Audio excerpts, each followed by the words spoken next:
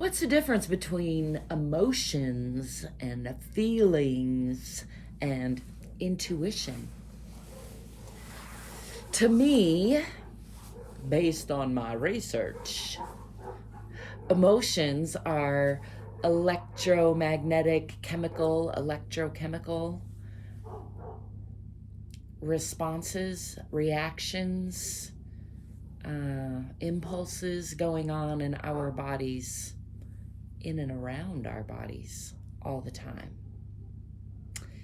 And feelings are what we call it when we become aware of some of our emotions and tell ourselves a story about that aforementioned. Like if you think of emotions as chemistry or electricity or some combination thereof, then a feeling is when you become aware of that. Then you have a feeling and you think, oh, I feel sad or mad or happy, or maybe perhaps something more nuanced, like I feel frustrated, or I feel melancholy, or I feel exuberantly joyful.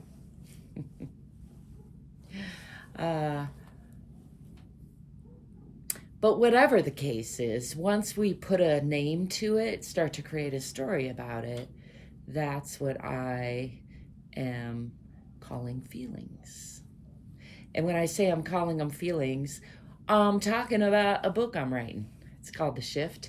And in that book, I've been exploring this question: what is the difference between an emotion, a feeling, and intuition? And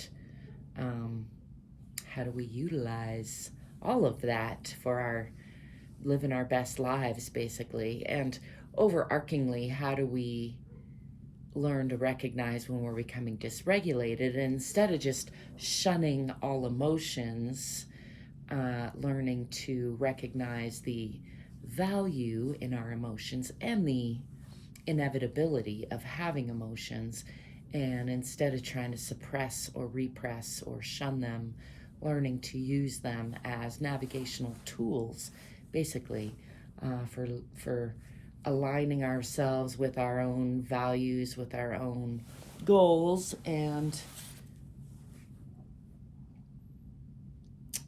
yeah, they are really like a navigation system. So they don't, that our feelings, that is, or our emotions. Our feelings can be a misnavigation system in an interesting way, because we often misinterpret our emotions and tell ourselves stories about the feelings we have, which are self-defeating. This is a very common human behavior. And another part of the book that I'm working on, The Shift, which will hopefully be out soon, and you should be able to find a link to. And if there's not a link there yet, there should be a link to my email list, which I encourage you to sign up for, by the way.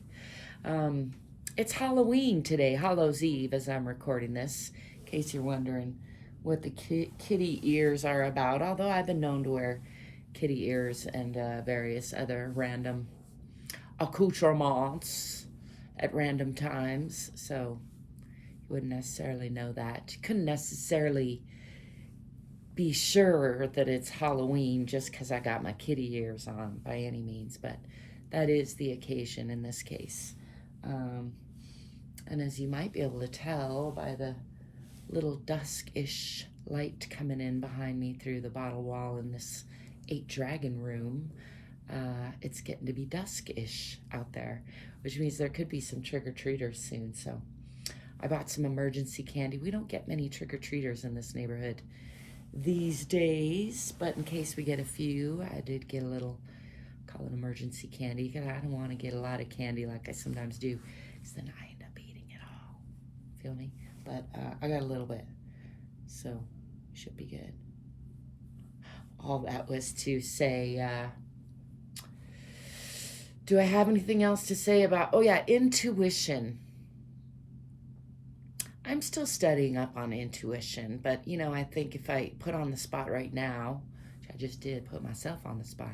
I would say intuition is often referred to as the little voice. So it's easy to override with our self-doubt, with our self-sabotage, with our stories about our feelings and our emotions.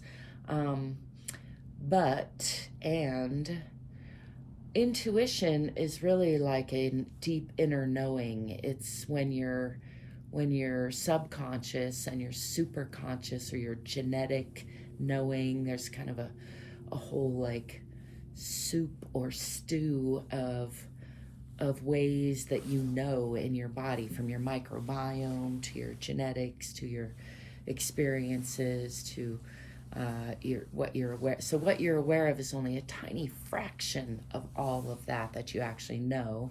And from all of that knowing comes intuitive impulses, and it's like a whisper a lot of times, a small voice, it's sometimes referred to.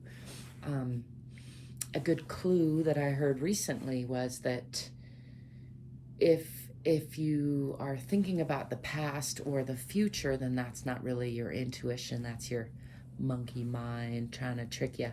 The ego is tricky that way, notoriously tricky. But when you have an impulse like right now to maybe turn a certain way, or now, pinky finger asterisk, sometimes those intuitive impulses can be colored by misinformed biases, basically, or outdated stories. So I don't think that we should just always follow our intuitive impulses blindly, but I think it's good to learn to distinguish those impulses and use them as the information that they are, just like our feelings and emotions. Also, this is a way, our emotions are a way that our bodies communicate, and our feelings are a way that we try to make sense of that, like it's our interface. So if we pay attention to the stories we're telling about our feelings, our emotions, we can get clues about where we are self-sabotaging, where we're getting in our own way, where we have opportunities to grow and do some work. So that's how I'm going to wrap it up there, and wish you a happy start to what is often called the holiday season here in the States. Yeah, thanks for being you. Thanks for letting me be me. Don't forget that if you die today, whatever you're wearing could be your ghost outfit forever. So dress appropriately for eternity. You're welcome. Don't forget to like and subscribe. Stay curious. Stay courageous.